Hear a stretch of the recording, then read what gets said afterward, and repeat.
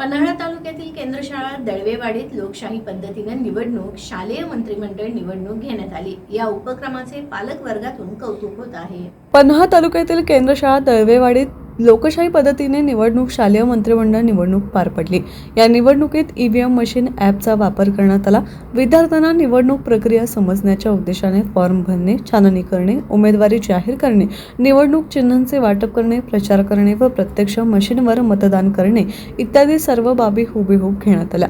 निवडणूक घेण्याकरिता विद्यार्थ्यांमधून निवडणूक निर्णय अधिकारी, केंद्राध्यक्ष, पहिला, दुसरा, तिसरा मतदान अधिकारी, पोलीस कर्मचारी, शिपाई इत्यादी नेमण्यात आले होते।